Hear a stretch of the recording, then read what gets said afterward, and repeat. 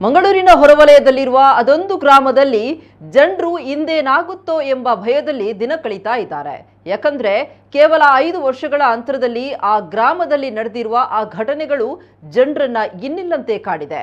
ಆ ಭಯದಿಂದ ಪಾರಾಗಲು ದೈವ ದೇವರ ಮೊರೆ ಹೋಗಿರುವ ಊರಿನ ಜನ ಮೃತ್ಯುಂಜಯ ಹೋಮ ಮಾಡಿಸಿದ್ದಾರೆ. ಅಷ್ಟಕ್ಕೂ ಏನಿ ಘಟನೆ, ಇಲ್ಲಿದೆ ಡೀಟೇಲ್ಸ್. ಗ್ರಾಮದಲ್ಲಿ 5 ವರ್ಷದಲ್ಲಿ 50 ಜನರ ಆತ್ಮಹತ್ಯೆ. ಸಾವಿಗೆ ಶರಣಾದವರಲ್ಲಿ ಯುವಕ ಯುವತಿಯರೇ ಜಾಸ್ತಿ. ಪ್ರಶ್ನಾ ಚಿಂತನೆಯಲ್ಲಿ ಕಾಣಿಸಿತು ಸರಣಿ ಆತ್ಮಹತ್ಯೆಯ ರಹಸ್ಯ.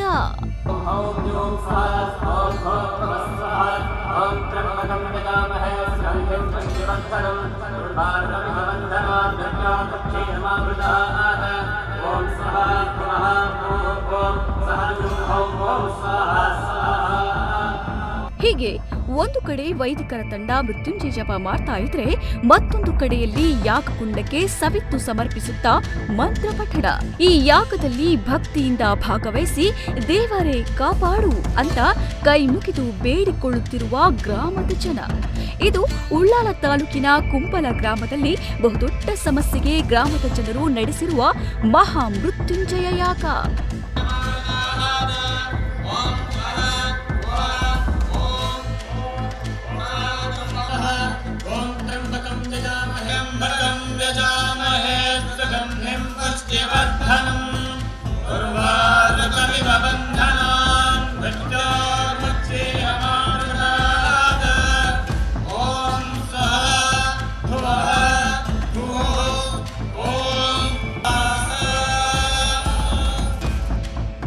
ಎರಡ್ 2019ರಿಂದ 2024 ತನಕ ಇಲ್ಲಿ ಈ ಗ್ರಾಮದಲ್ಲಿ ನಡೆದಿರುವ ಅಪಮೃತ್ಯುವಿನಿಂದ ಆತಂಕಕ್ಕೆ ಒಳಗಾದ ಗ್ರಾಮಸ್ಥರು ಇಂತಹ ಒಂದು ಯಾಗದ ಮೊರೆ ಹೋಗಿದ್ದಾರೆ.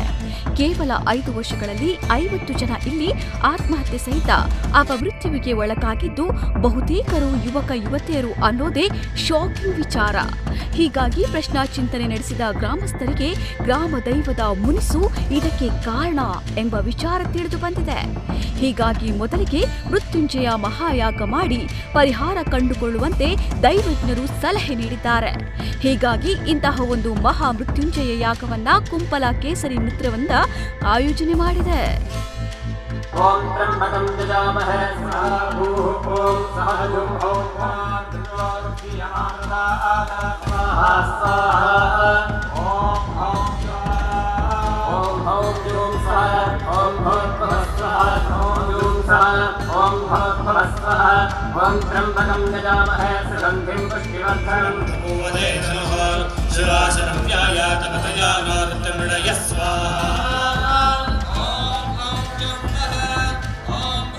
ಕುಂಪಲ ಗ್ರಾಮದ ಪೂರ್ವ ದಿಕ್ಕಿನಲ್ಲಿ ದೈವ ಸಾನ್ನಿಧ್ಯವೊಂದು ಅನಾದಿ ಕಾಲದಿಂದ ದೈವಕ್ಕೆ ಕಾಲಾವಧಿ ಸೇವೆ ಸಲ್ಲಿಸದ ಕಾರಣ ಈ ಸಮಸ್ಯೆ ಕಾಡಿದೆ ಎಂಬುದು ಪ್ರಶ್ನಾ ಚಿಂತನೆಯಲ್ಲಿ ಕಂಡುಬಂದಿತ್ತು.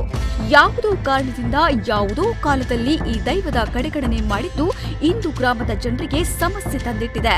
ಪ್ರಶ್ನಾ ಚಿಂತನೆಯಲ್ಲಿ ಹಲವಾರು ವಿಚಾರಗಳು ತಿಳಿದು ಬಂದಿದ್ದು ಈ ಅಪಮೃತ್ಯುಗಳ ಹಿಂದೆ ದೈವದ ಕೋಪ ಇದೆ ಎಂಬುದು ಗೊತ್ತಾಗಿದೆ.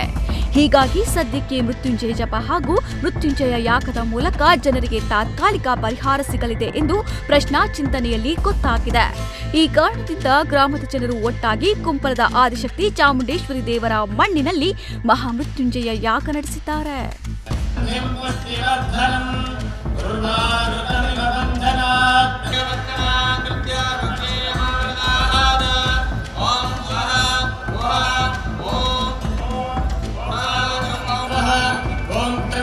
ಇಲ್ಲಿನ ಕೆಲವು ಯುವಕರು ಆತ್ಮಹತ್ಯೆಗೆ ಶರಣಾಗಿದ್ರೆ, ಇನ್ನು ಕೆಲವರು ರಸ್ತೆ ಅಪಘಾತದಲ್ಲಿ ಮೃತಪಟ್ಟಿದ್ದಾರೆ. ಇನ್ನು ಕೆಲವರು ಅನಾರೋಗ್ಯಕ್ಕೆ ತುತ್ತಾಗಿ ದಿಢೀರ್ ಆಗಿ ಇಹಲೋಕ ತ್ಯಜಿಸಿದ್ದಾರೆ. ಇಷ್ಟೇ ಅಲ್ಲದೆ ಕೆಲವೊಂದು ನಿಗೂಢ ರೀತಿಯ ಸಾವುಗಳು ಕೂಡ ಇಲ್ಲಿ ಸಂಭವಿಸಿವೆ. ಆರಂಭದಲ್ಲಿ ಇದೊಂದು ಸಾಮಾನ್ಯ ವಿಚಾರ ಅಂತ ಅಂದುಕೊಂಡಿದ್ದ ಗ್ರಾಮದ ಜನರಿಗೆ ಬಳಿಕ ಇದರ ಹಿಂದೆ ಏನೋ ನಿಗೂಢತೆ ಇದೆ ಎಂಬ ವಿಚಾರ ಅರಿವಿಗೆ ಬಂದಿದೆ. ಹೀಗಾಗಿ ಪ್ರಶ್ನಾ ಚಿಂತನೆ ನಡೆಸಿದಾಗ ಗ್ರಾಮದಲ್ಲಿ ಕಾಲಾವಧಿ ಸೇವೆ ಸಿಗದ ದೈವವೊಂದರ ಕೋಪ ಇದಕ್ಕೆ ಕಾರಣ ಎನ್ನುವುದು ಗೊತ್ತಾಗಿದೆ. ಸದ್ಯ ಮೃತ್ಯುಂಜಯ ಯಾಗದ ಮೂಲಕ ಜನರಿಗೆ ಒಂದಷ್ಟು ನೆಮ್ಮದಿ ಸಿಕ್ಕಿದೆಯಾದರೂ ಕೋಪಗೊಂಡಿರುವ ಆ ದೈವಕ್ಕೆ ಸರಿಯಾದ ನೆಲೆ ಒದಗಿಸುವ ಜವಾಬ್ದಾರಿ ಕೂಡ ಗ್ರಾಮದ ಜನರ ಮೇಲಿದೆ.